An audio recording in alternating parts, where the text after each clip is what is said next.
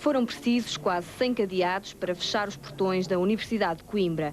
Os estudantes protestam de novo contra as propinas e a lei de financiamento do ensino superior.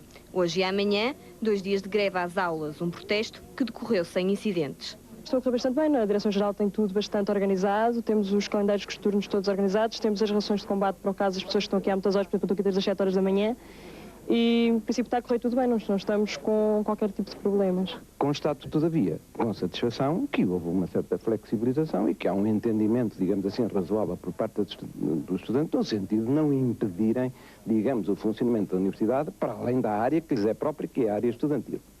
No Porto foi hoje inaugurada a cantina virtual. Houve churrasco e música. Tudo para lembrar que existem 8.000 alunos que não têm onde fazer as refeições. Em Lisboa, os estudantes, depois da vigília de ontem à noite, colocaram trancas nos portões e queimaram a lei de financiamento. O Ministério da Educação não tem dúvidas. A lei é mesmo para ser cumprida.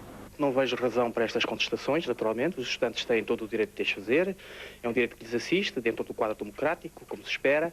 Mas a lei de financiamento, continuo a dizê-lo de forma muito convicta, é uma lei para ser cumprida integralmente. Caso a lei não seja revogada, os estudantes prometem para março uma greve nacional.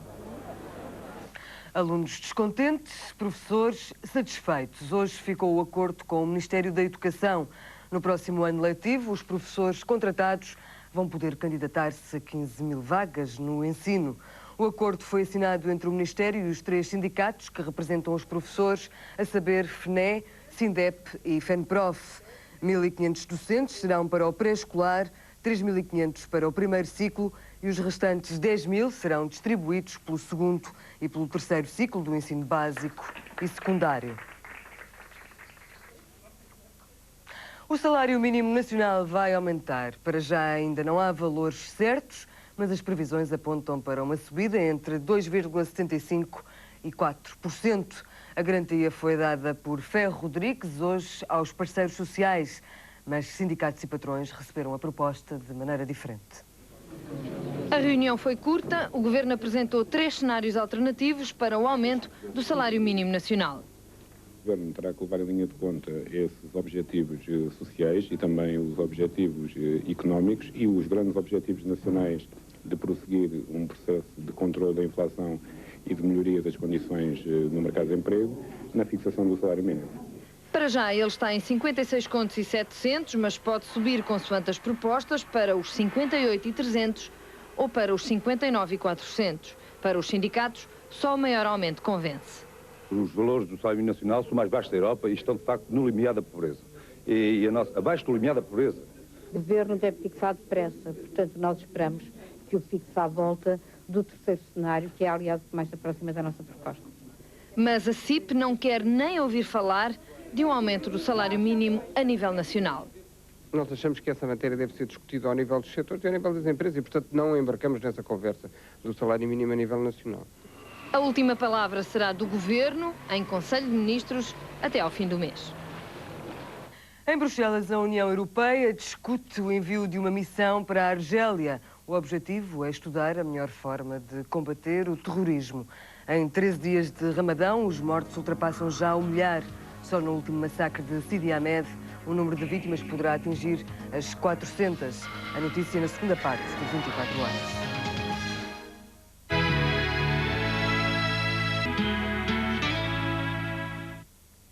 Na Argélia, números contraditórios para o massacre de Sidi Ahmed. Fontes governamentais admitem 103 vítimas. A imprensa vai mais longe e fala em 400 mortos. Os massacres dos extremistas islâmicos começaram em 92 e até agora o governo argelino não conseguiu controlar a situação. A União Europeia está a organizar uma missão. A União Europeia reuniu para decidir como abordar a questão argelina. Uma reunião sensível, dadas as condições que são postas pelo outro lado. O governo da Argélia já estabeleceu os parâmetros. Não quer outra cooperação que não seja no combate ao terrorismo. Não quer ingerências, nem mediações, nem comissões de inquérito. Perante tudo isto, Bruxelas está a tentar organizar uma missão. À partida, pouco mais serão que observadores. Os europeus não vão ser os primeiros a perguntar o que se passa na Argélia. Um enviado da Liga Árabe já esteve em Argel, em conversações com o presidente Liamin Zeroual. Mohamed Makbal reiterou o apoio da nação árabe ao governo argelino no combate ao terrorismo e à oposição da Liga Árabe a qualquer tipo de ingerência nos assuntos internos daquele país. Estas palavras devem ter soado exatamente como Zeroual desejava. O governo argelino continua a exibir uma dureza diplomática que não tem correspondência na sua capacidade para combater o fenómeno terrorista. O mais recente ataque, domingo passado em Sidi Ahmed, a escassos 30 km a sul da Argel, deixou mais uma vez em xeque a capacidade governamental para defender as populações ou mesmo para as organizar em autodefesa. Os bandos armados escolheram o final das orações para atacar.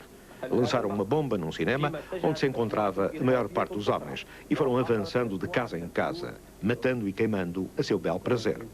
A Agência de Informação Governamental, APS, admite 103 mortos e 70 feridos, mas a imprensa argelina é menos cautelosa. Valem 400 mortos para já.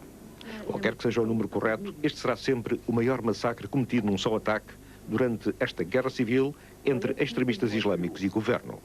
Desde 1992, a altura em que o governo anulou as eleições que davam grande vantagem à Frente Islâmica de Salvação, já terão morrido mais de 100 mil pessoas e o governo continua longe de controlar a situação.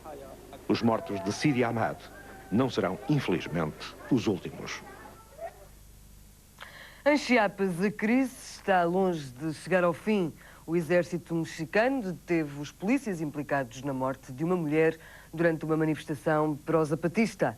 O incidente deu-se quando manifestantes protestavam contra a cumplicidade do governo no recente massacre dos índios de Chiapas. Tristes e revoltados com a repressão das autoridades.